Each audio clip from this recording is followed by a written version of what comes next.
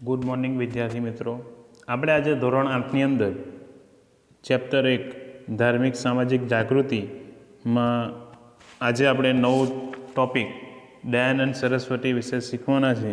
એ પહેલાં આપણે જે ગઈકાલે જે શીખી ગયા હતા રાજારામ મોહન રાય, તો એના કેટલાક મહત્ત્વના એની અંદર આવતા બાબતોને આપણે ફરીથી જાણી લઈએ, જેથી આપણને આ પાઠને સમજવામાં સરળતા રહે. અને આ જેટલી પણ વસ્તુ હું તમને ફરીથી રિપીટ કરાવું છું અને જે વસ્તુને હાઇલાઇટ કરાવું છું એ બાબતોને તમારે યાદ રાખવાની રહેશે, જેથી તમને જ્યારે પણ આ સ્વાધ્યાય લખાય અને પરીક્ષામાં આમાંથી જે પણ વસ્તુ પૂછાય ત્યારે તમને જે છે કે સમજવામાં ખૂબ જ સરળતા રહે. તો આ ટૉપિકની અંદર ખૂબ જ અગત્યની બાબતોની વાત કરશું. તો રાજારામ મોહન રાયનો જન્મ આપણે જોઈએ છે તો 1772માં આપણે બંગાળના હુગલી જિલ્લાના રાધાનગર ગામમાં જે છે કે બ્રાહ્મણ કુટુંબમાં થયેલો હતો. પછી એમના લગ્ન તો આપણે જોઈશું તો એ બાળપણમાં જ થયા હતા અને તેમના ભાઈનું અવસાન થતાં જે છે કે એમના ભાભીએ શું થવું પડ્યું હતું? સતી થવું પડ્યું હતું. તો આ ઘટનાની જે છે કે એમના જીવન ઉપર ખૂબ જ મોટી અસર થાય છે અને તેના કારણે એમણે બાળ લગ્ન પછી જે છે કે સતી પ્રથા, જ્ઞાતિ પ્રથા, આ બધા જે છે એની ઉપર દૂધપીટીના રિવાજો ઉપર ઉગ્ર વિરોધ કર્યો અને આના કારણે એમણે ઘણા બધા આંદોલનો ચલાવ્યા. અને 1821માં બંગાળમાં સંવાદ કૌમુદી અને ઈસવીસન 1822માં ફારસી ભાષામાં મીરાટ ઉલ અખબાર નામનું જે છે કે એમણે શરૂ કર્યું. અને 1828માં બ્રહ્મો સમાજની શું કરી? એમણે સ્થાપના કરી અને કોલકાતાની અંદર જે છે એમણે હિન્દી કોલેજની પણ સ્થાપના કરી. તેમણે વાણી, સ્ત્રી અધિકાર અને અખબારી અને કારોબારી ન્યાયતંત્રને અલગ રાખવા માટે પણ બ્રિટિશ સરકારને ભલામણ કરી હતી. અને ત્યારબાદ એમણે પોતે સતી પ્રથાના વિરોધમાં જે છે એમણે ઝુંબેશો ચલાવી અને તેના પરિણામ સ્વરૂપ આપણે જોઈએ છીએ કે 1829માં અંગ્રેજ ગવર્નર વિલિયમ બેન્ટિકે સતી પ્રથા ઉપર પ્રતિબંધ મૂકતા જે છે કે એનો કાયદો મૂક્યો. અને આમ જે છે કે 19મી સદીમાં નવજાગૃતિના આપણે જે છે કે નેતા 19મી સદીમાં જેમણે કુરિવાજોને અને સામાજિક, ધાર્મિક અને રાજકીય ચળવળનો પાયો જે છે કે ભારતમાં નાખ્યો. અને આપણે જોઈએ છે તો દિલ્હીના બાદશાહે પોતાના જે છે જાગીરનો હકના કેસ બાબતે રાજા મોહન રાયને જે આપણે જોઈએ છે તો 1830માં એમને ક્યાં મોકલે છે? તો એ ઇંગ્લેન્ડ મોકલે છે અને 1833માં એમનું બ્રિસ્ટોલમાં એમનું મૃત્યુ થાય છે. અને આવા એક મહાન જેમણે બ્રહ્મો સમાજની, હિન્દુ સમાજની દ્રષ્ટિ બદલવામાં ખૂબ જ અગત્યનો ફાળો ભજવો એવા આપણે જોઈએ છે કે રાજારામ મોહન રાય, જેમણે હિન્દુ ધર્મના જે જળમાં અંધશ્રદ્ધા અને એ બધી વસ્તુ હતી તો એમને દૂર કરવાના ખૂબ સારા એવા વિચારો જે છે કે લોકોની સમક્ષ મૂક્યા. તો એવા આપણે જે છે કે રાજારામ મોહન રાયની આટલી બાબતોને આપણે યાદ રાખવાની, જેની અંદરથી ઘણી બધી બાબતો આની અંદર પૂછાતી હોય છે. તો આજે આપણે નવો ટૉપિક જે શીખવાના છે એ દયાનંદ સરસ્વતી છે. તો દયાનંદ સરસ્વતીનો જન્મ આપણે જોઈએ છીએ તો સૌરાષ્ટ્રના મોરબી પાસે નજીક ટંકારામાં થયો હતો. ટંકારા ગામમાં એમનો જે છે કે જન્મ થયો હતો. ટંકારા ગામના સનાતન બ્રાહ્મણ કુટુંબમાં એમનો જન્મ થયો હતો. તેમણે નાની વયે મૂર્તિ પૂજા અને કર્મકાંડની બિનઉપયોગિતા જે છે એ સમજાઈ ગઈ હતી. એમને બાળપણની અંદર જ બધી વસ્તુઓનું એમને જ્ઞાન આવી ગયું હતું કે ભાઈ મૂર્તિ પૂજા અને કર્મકાંડની જે છે કે બિનઉપયોગિતાને સમજી લીધી અને એમણે જે છે કે સત્યની શોધમાં એમણે જે છે કે 15 શોધમાં એમણે ગૃહ ત્યાગ કર્યો અને 15 વર્ષ સુધી દેશભરમાં જે છે એમણે પરિભ્રમણ કરી યોગનો અભ્યાસ કર્યો. કે જીવનની અંદર યોગ કેટલો અગત્યનો છે, કેટલો મહત્ત્વનો છે, સત્ય કેટલું જરૂરી છે કે આપણે મૂર્તિ પૂજા અને કર્મકાંડ કરતાં આપણે જે છે કે જીવનની અંદર સત્યની શોધમાં નીકળીએ તો આપણને જરૂરથી આપણને સફળતા મળે છે. અને આ જે મનમાં જે પણ લઘુતા ગ્રંથિ હોય, જે પણ એવી વસ્તુ જે નકારાત્મક બાબતો હોય તો એ નકારાત્મક બાબતોને આપણે ક્યારે દૂર કરી શકીએ? જ્યારે આપણે હકારાત્મક રીતે સત્યની શોધમાં જઈએ તો આપણને જે છે એની અંદર જરૂરથી શું મળે છે? સફળતા મળે છે. સંન્યાસી જે છે કે એમણે સંન્યાસ લઈ મથુરામાં સ્વામી વિરજાનંદ પાસે હિન્દુ શાસ્ત્રોનો શું લીધો? એમણે અભ્યાસ કર્યો. તો આ જે છે કે આની અંદરની જે અગત્યની બાબતો જે આ ટૉપિકમાં આવે છે તો આ ફકરાની અંદર કે એમનો જન્મ તો મોરબી નજીકના ટંકારામાં બ્રાહ્મણ કુટુંબમાં થયો હતો. તેમણે નાની વયે જ મૂર્તિ પૂજા અને કર્મકાંડ ની બિનઉપયોગિતા એમને સમજાઈ ગઈ હતી. તો એમણે જે છે કે સત્યની શોધમાં એમણે ગૃહત્યાગ કર્યો અને 15 વર્ષ સુધી દેશભરમાં એમણે પરિભ્રમણ કરી યોગનો અભ્યાસ કરે છે અને સંન્યાસ લઈ મથુરામાં સ્વામી વિરજાનંદ પાસે હિન્દુ શાસ્ત્રનો એમણે શું કર્યો? તો અભ્યાસ કર્યો. તો હવે આપણે બીજા ફકરાની અંદરની કેટલીક અગત્યની બાબતોને જોઈએ. તો સ્વામી દયાનંદ સરસ્વતીએ વર્ગ અને જ્ઞાતિ વિહિત જે છે કે સમાજ રચના દ્વારા ધાર્મિક, સામાજિક અને રાજકીય દ્રષ્ટિએ આપણે જે છે કે દેશની એકતા સાધવાનો પણ પ્રયત્નો કર્યો. કે એમણે જોયું કે વર્ગ અને જ્ઞાતિ વિહીન જે છે સમાજમાં કોઈ પણ વસ્તુ જે છે કે થઈ શકતી નથી. એના માટે શું જરૂરી છે? તો ધાર્મિક અને સામાજિક અને રાષ્ટ્રીય દ્રષ્ટિએ દેશની એકતા એ ખૂબ જ જરૂરી છે. તો એ સાધવાનો એમણે શું કર્યો? પ્રયત્ન કર્યો.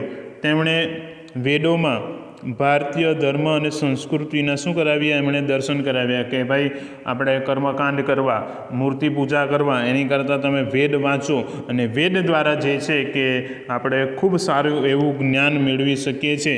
જે 4 વેદો છે, ઋગ્વેદ, યજુર્વેદ, સામવેદ અને અથર્વવેદ, આ વેદોનો જો અભ્યાસ કરે તો માનવી પોતે જે છે કે સાર્થક થઈ શકે છે.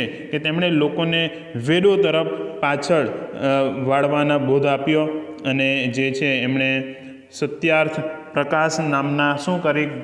ગ્રંથની પોતે રચના કરી અને એમાં એમણે જણાવ્યું કે વેદોમાં મૂર્તિ પૂજા, ક્રિયાકાંડ, બાળ લગ્ન, સતી પ્રથા અને અસ્પૃશ્યતાનો જરા પણ ઉલ્લેખ થયેલો જોવા મળતો નથી. આ બધી વસ્તુનું નિર્માણ કોણે કર્યું છે? તો માનવીએ જ કર્યું છે. અને માનવીને જ જે છે એ વસ્તુની શું થઈ રહી છે? હેરાનગતિ. તો એ હેરાનગતિને જે છે માનવી પોતે જ જાતે દૂર કરવી પડે. કારણ કે જે છે ભગવાન કદી પણ કીધું નથી કે ભાઈ આ ધર્મના જે છે કે ભાગલા કરો કે કોઈ પણ વસ્તુ કરો કે કર્મકાંડ કરો કે મૂર્તિ પૂજા કરો કે બાળ લગ્ન કરો. આ બધી વસ્તુની એની અંદર કોઈ પણ જાતનો ઉલ્લેખ થયો નથી. આ બધી વસ્તુનું નિર્માણ કોણે કર્યું છે? ફક્ત ને ફક્ત જે છે કે માણસ દ્વારા જ આ બધી વસ્તુનું શું થયું છે? નિર્માણ થયું છે. કે ભાઈ મૂર્તિ પૂજા કરવી, ભગવાનને ફક્ત એવું નથી કે ભાઈ પૂજા મૂર્તિમાં જ આપણે થઈ શકે. ભગવાનનું નામ આપણે ગમે ત્યાં જતા હોય, ગમે તે કાર્ય કરતા હોય તે જ સમય દરમિયાન પણ આપણે ભગવાનની પૂજા ખૂબ સારી રીતે કરી શકીએ છીએ. કે ભાઈ ક્રિયાકાંડ આપણે કે બધી વસ્તુ એવું છે કે ભાઈ આપણે ઘણી વખત કે ક્રિયાકાંડ કરે તો જ આપણને જે છે કે સ્વર્ગમાં આપણને જ મળે છે, નહીં તો નર્ક મળે. તો આ બધી વસ્તુ જે છે કે તમે કર્મ સારા કરશો, તમે સારા કાર્ય કરશો તો તમને જે છે કે ભગવાન તમને સારી જગ્યાએ જ જે છે કે તમારું હવે પછીનો જન્મ આપશે. બાકી એમાં એવું નથી કે ભાઈ આપણે ગમે તેવું કરીએ, પણ એવું જરૂરી જે છે એ વસ્તુ કરવું જરૂરી છે. બાળ લગ્ન આપણે જોઈએ છે કે કોઈ પણ જે છે કે ધર્મની અંદર એ ઉલ્લેખ કરવામાં નથી આવ્યો કે બાળ લગ્ન જ કરવા જોઈએ. બાળ લગ્ન દ્વારા આપણને શું કે બાળક નાનું હોય અને કોઈ જાતનું સમજણ ન હોય, એ કોઈ પણ જાતનું જ્ઞાન ન હોય, એ પોતે સારી રીતના જે છે કે કોઈ વસ્તુની સમજ ન હોય ને એ રીતના લગ્ન કરી નાખે તો એ વસ્તુ કેવી છે? અર્થવિહીન છે. બાળક પોતે જે છે કે સમજતો થાય, એનામાં સંસ્કારનું સિંચન થાય, ત્યારબાદ જો એ બાળકના લગ્ન કરવામાં આવે તો જે છે કે આપણે એના જીવનમાં પણ ઉપયોગી થાય છે, એનું જીવન જે છે કે નુકસાન ન થઈ શકે એના જીવનની અંદર. તો એ બધી વસ્તુ પણ એટલી જ જરૂરી છે. સતી પ્રથા કે ભાઈ પોતાનો પતિ મૃત્યુ પામે એટલે એની પાછળ જે છે પણ શું થઈ જવું પડતું હતું, સતી થઈ જવું પડતું હતું. તો આવી બધી વસ્તુઓનો જે છે કે ઉલ્લેખ આની અંદર કંઈ પણ જે છે કે ગ્રંથોની અંદર કે વેદોની અંદર કરવામાં આવેલ નથી. ત્યારબાદ તેમણે જે છે કે એકેશ્વરવાદનો બોધ આપ્યો. શેનો બોધ આપ્યો? તો એમણે એકેશ્વરવાદનો શું આપ્યો? એમણે બોધ આપ્યો. તેમણે હિન્દ ભાષામાં બોધ આપતા હતા, તેથી તેમના વિચારો અને દેશના લોકો સુધી પહોંચી શક્યા. કારણ કે આપણે જોઈએ છે ભારત દેશની અંદર રહેનારા હોય તો આપણે જોઈએ છે તો હિન્દી ભાષાનો આપણે ખૂબ સારી રીતે બધા લોકો એમને સમજતા હોય, તો એના કારણે લોકો સુધી સરળતાથી જે જ્ઞાન દ્વારા પહોંચી શકે. તો કઈ ભાષા છે? તો હિન્દી ભાષા છે. એટલે દરેક વ્યક્તિ, જે વ્યક્તિ અભણ હોય તો એવા વ્યક્તિઓ સુધી પણ આ જ્ઞાનને જે છે કે ખૂબ સારી રીતે અને ખૂબ સરળતાથી પહોંચાડી શકાય છે. દયાનંદ સરસ્વતીએ આર્ય સમાજની સ્થાપના કરી. કઈ સાલમાં? તો એ 1875માં જે છે આર્ય સમાજની સ્થાપના કરે છે. અને એના કારણે લાહોર, પંજાબ, ઉત્તર પ્રદેશ, રાજસ્થાન અને ગુજરાતની અંદર આર્ય સમાજનો ખૂબ સારી રીતના પ્રચાર થયો.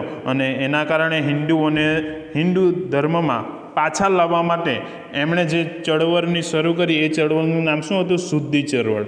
તો એ શુદ્ધિ ચળવળની શરૂઆત કરી, જેને કારણે પરધર્મ સ્વીકાર કર્યો હોય. કેટલી વખત તે સમય દરમિયાન આપણે જોઈએ છીએ કે તે સમય દરમિયાન આપણે અંગ્રેજોનું શાસન હતું, તો એ સમય દરમિયાન ઘણી વખત ઘણા લોકોએ જે છે કે એમને બળજબરીપૂર્વક એમને બીજા ધર્મનો અંગીકાર કરવો પડ્યો હતો.